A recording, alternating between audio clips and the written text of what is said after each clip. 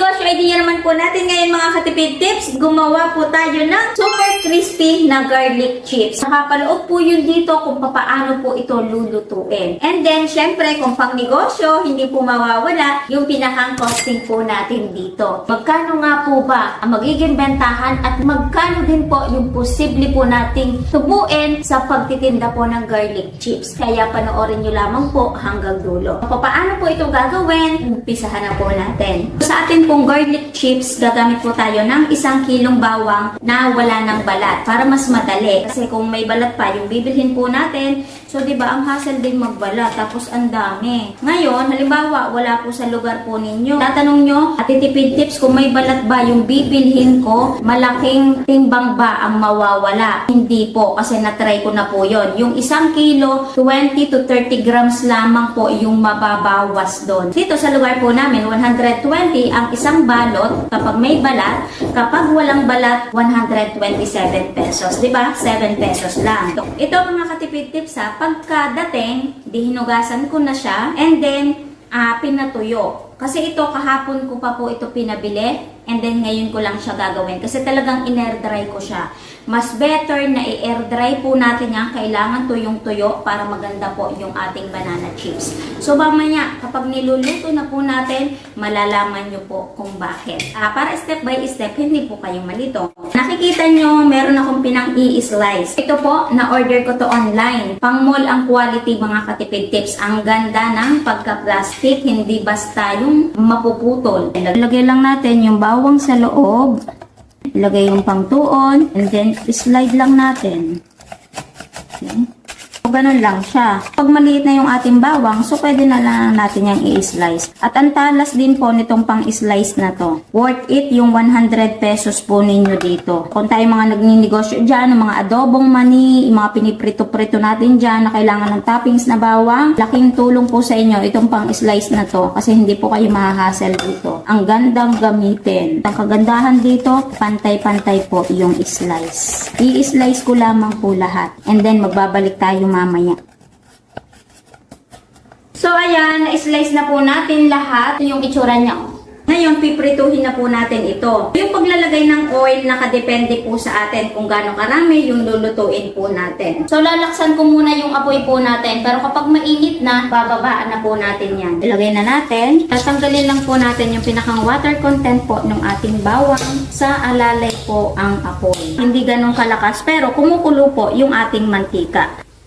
Kailangan hindi bigla ang pagkakaluto at hindi rin naman po ganun kahina kasi kapag mahina, ang mangyayari lamang po niyan, sisip-sip lamang po ng oil yung ating pong mga bawang. Maglalambutin po yan, sunog na siya, hindi pa siya malutong. So ganun naman po yung pwede mangyari kapag napahina po yung ating pong apoy.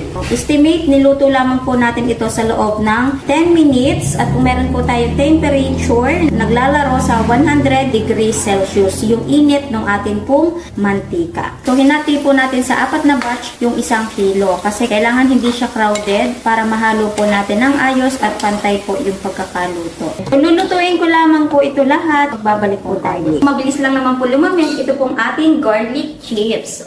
Pakinig nyo ba yon? Kahit malamig na, is malutong pa rin po ito. Ngayon, magpa-packaging na po tayo at depende po sa atin yung packaging na gagamitin po natin. Maraming packaging yung pwede po nating gamitin dito. So, depende po yon sa ipepresyo po natin. Kung pangmasa yung gusto po natin, pwede po tayong gumamit ng plastic ng ice candy. So, yung size na meron ako dito sa bahay, ang size po ay 1.5 by 10. And then, pwede rin naman po tayo maglagay sa mga ganitong bottle. So, yung presyo po nito medyo level up na kasi gawa po nung ating packaging. Dito, syempre, gagamit po tayo ng timbangan para pantay-pantay. Kung walang timbangan, maglalagay po ako ng link at umorder na po kayo. Kasi sa pagnenegosyo po talaga, mahalaga po ang timbangan para pantay-pantay. So ako, bawat plastic, maglalagay po ako ng 10 grams. Dito nga po pala ha, hindi ko na po pinakita sa inyo, tinimbang ko na po yan. Yung 1 kilong hilaw, nung naluto na, ang kinalabasan po ay 423 grams.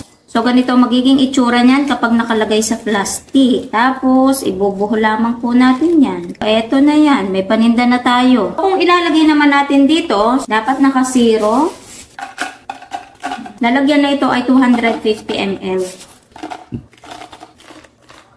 So, ito po, tumitimbang po ng 50 grams. So ngayon, babalutin ko lamang po ito lahat. And then, magbabalik po tayo.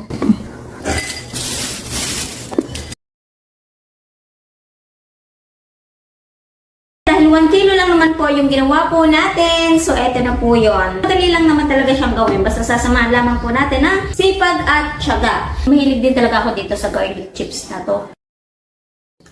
So, hindi ko alam kung pakanid nyo. Kung gano'ng crunchy yung ating pong garlic chips. Kanina pa po ito. Pinalamig na natin. And then, habang binabalot po natin to, diba? Nakatiwangwang lang yung ating bawang. Pero, hindi pa rin nagbabago yung lutong ng ating pong garlic. Super sarap ng ating garlic. Alam nyo ba yung tipo, yung lasa niya? Na natural yung pinakang lasa. Ito po yun. Susundan nyo lamang po yung procedure ng paggagawa po natin. Hindi po kayo papalpak dito sa pagluluto po ng ating pong bawang. Kasi bago ko na-achieve itong mga katipid tips, pumalpak din po ako dito. Yung pagkakaluto ko nung una, brown na siya pero hindi pa siya malutong. Kaya po nangyari yon dahil napasobra po sa hina yung apoy po natin. Kaya kailangan hindi po mawawala yung init at hindi rin naman po sobrang init. So maganda din itong gawing extra income mga katipid tips. I-try nyo. Ngayon, ang magiging tanong na lamang po, sa ganito po bang lagayan? Meron po bang tutubuin? So, dito sa costing, ayun po ang ipapakita ko po sa inyo. So, ngayon, mag-costing na po tayo.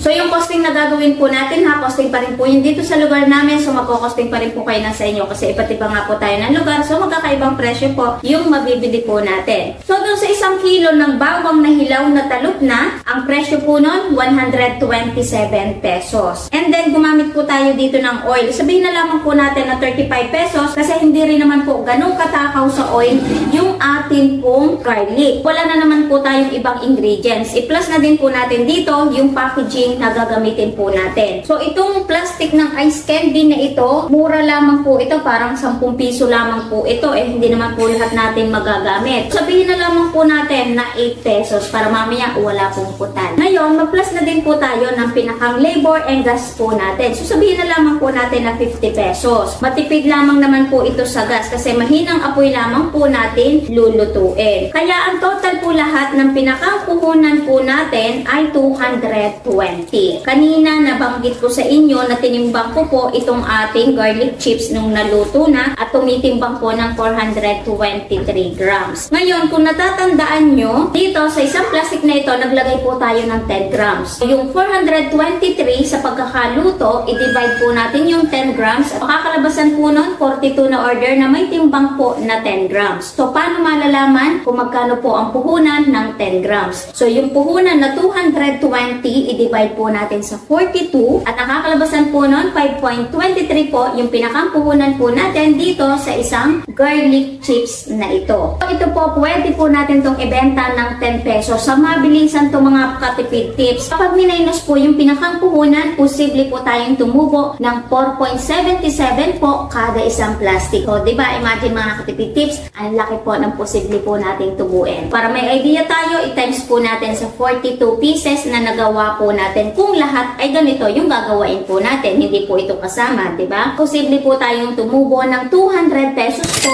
sa 1 kilo po ng garlic chips. Kung maka 5 kilo pala tayo, di ba? Nasa 1K ay posible po nating tubuin. Di ba? Malaki-laki rin yon. Basta sinamahan po natin ng sipag, tiyaga at consistent. Kung itatanong nyo naman, Ate Tipid Tips, kapag po nasa ganyang lalagyan, magkano po kaya ang bentahan? So, base po sa costing ko, 250 ml ang bote, tumitimbang ng 50 grams, pwede po nating ibenta ng 70 pesos. Ang mahalaga doon, titimbangin po natin o costing po natin para hindi po tayo malugi sa sisimulan po nating negosyo. Okay? So, sana bago po ulit nagtapos yung video po natin, meron po ulit akong ibigay na magandang negosyo idea po sa inyo kahit tayo po ay nasa bahay po lamang. Kita-kits na lamang po ulit sa ating mga next video. Bye-bye!